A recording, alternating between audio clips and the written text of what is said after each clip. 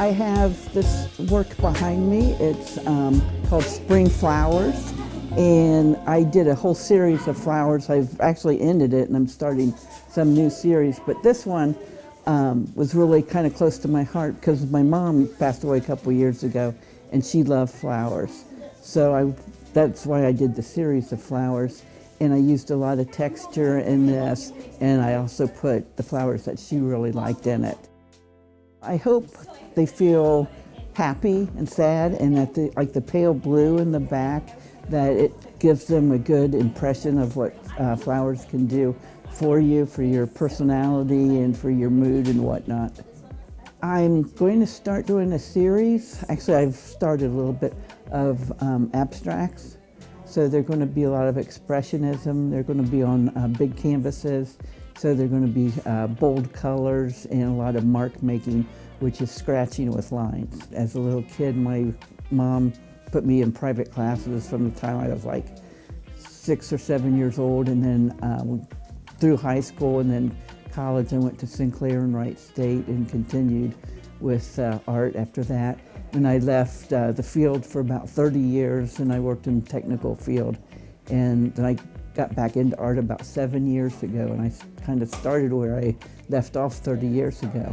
And Dayton's really big into art, and thankfully I've been able to make a living just doing my artwork. Well, they can reach me through email, which is julie@julierileyart.com. And they can see me in my studio I'm there almost every day, but first Friday of the month for sure, between 5 and 9.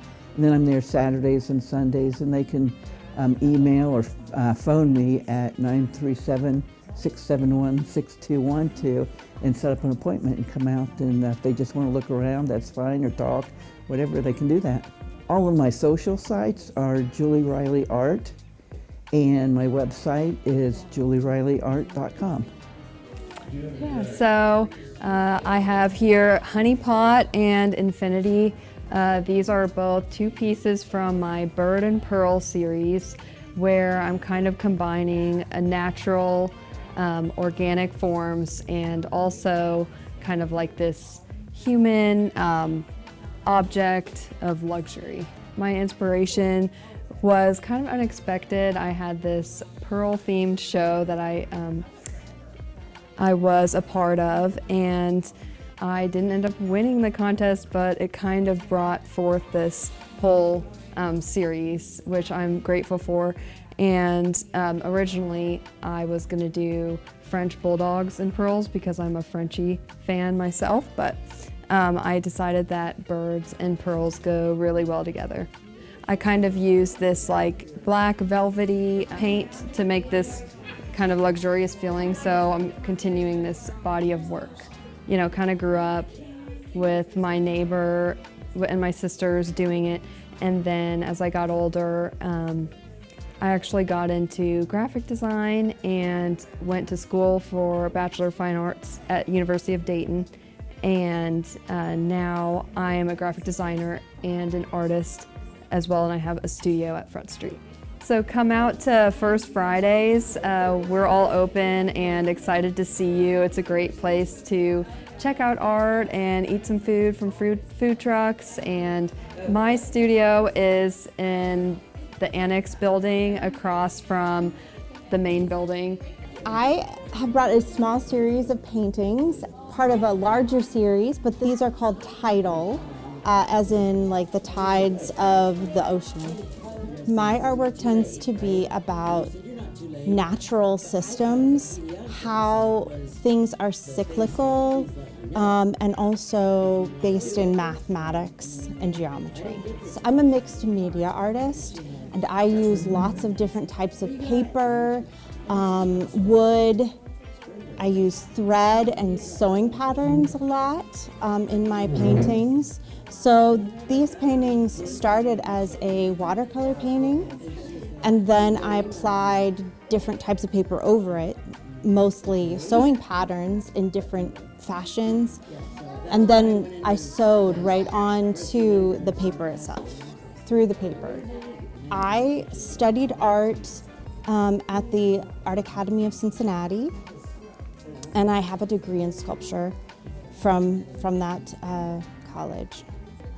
I always think it's lovely to try to reach a different audience, to engage with people from as many different places as possible. Today for the show, I've got a shot of the Blue Angels that I took at the Dayton Air Show, and I also have a rodeo show from the Fox Hollow Rodeo that they have every Saturday night. I shoot and have my camera set to what I call a digital negative that gathers all the information that I capture, and then I can pull out of it what I saw. Because when you shoot with an iPhone or a point and shoot, the camera is the processor. And I don't allow the camera to choose things for me. So that's why I shoot what I call raw negatives. And then once I get them into the computer, I can balance the contrast, the color as I saw it, and create exactly the moment that I captured it at. And capturing those moments in time and freezing them for future. For every one where you hit, you have 10 or so many that don't. The joy of digital is that you can take numerous shots so that you can capture the motion as it's being created and find the one that hit that. Through experience and knowing and watching previous shoots and things of birds, and you know when that moment's going to happen. So you intuitively try to be ready for it. So, and I try to get exactly the light and the shadow in my photography, and trying to get that perfect light. And so I'm studying the light at all times, and it's the shadow that gives you the texture, and watching where the light is coming from and how you capture it. Sometimes I'll go, if I'm in nature, sometimes I'll walk for a half hour to an hour and not even pick up my camera. It's getting into the moment and the feeling of what is happening at that time. And I hope that people, when they see my art, are captured into that moment as well, and feel and see the excitement, like this one here, the action of the bull pulling out. I think that really captures the motion of everybody working together to watch the action there. I have a website. My studio is at the Front Street Art Studios. I'm on the 3rd floor of the BC building. I call it Studio 125, and I work by appointment. For this show, I have a painting of, it's watercolor, of elephants, and I like the fact that they have close family units, and more the fact that if you watch the Discovery Channel and you see the matriarch elephant leading them through from water hole to the next water hole, and I just kind of admire their perseverance and dedication to one another. Of course, the drawing comes first, and the background, and then the foreground, and then I put the elephants in, and there's a lot of detail up close. You can see a lot of color. I wanted to put as much color in there as I could. I didn't want just gray, but so it's a watercolor, and it's usually once and done, kind of when you put your brush on the paper, that's going to be there. So it's fun, I enjoy it. I just finished a floral piece that's 20 by 20, very colorful, in acrylics. And I've started on a horse. I paint a lot of horses. So I majored in art in high school, but went into nursing as a career, and then still kept up with my art on the side. And I teach a couple days a week for Sinclair and Rosewood Art Center, so it keeps me busy. If you go to the Front Street website, my art is on display there as well as in the gallery itself. So I have two pieces. I have one is a textured floral, and then the other is more just abstract. My process is very intuitive. I really don't plan it out. When I plan it out, it never comes to fruition, so I just start start with whatever colors make me feel good. I paint solely from my emotions. Whatever I'm feeling at the moment, I pick those colors and I just start going with it. And then as I'm looking at it, I'm like, okay, I think it wants to go this way. And I just kind of lean into the way the painting wants to go. And then the Tango Dream actually has words hidden in there. That's one of the things that I like to do, is just like have things in there that you don't expect to see, and unless you're looking for them, you don't. Or looking closer, you don't even notice they're there, but they're part of it. One of the things that I want my art to do is make people feel good. People have described it as magical, but not Disney magical. It just like takes them places, so I like that, and that's where I go too. I am working on a series that I've got going that is all about spring, because I'm tired of winter, okay? And it's got flowers and birds and bees and this kind of stuff. So that's what I'm working on now. So I have intuitive painting workshops, and I also do furniture. So I consider myself a furniture artist. I don't paint white furniture, black furniture. I use the furniture as a canvas, and I paint abstract or scenes on the furniture.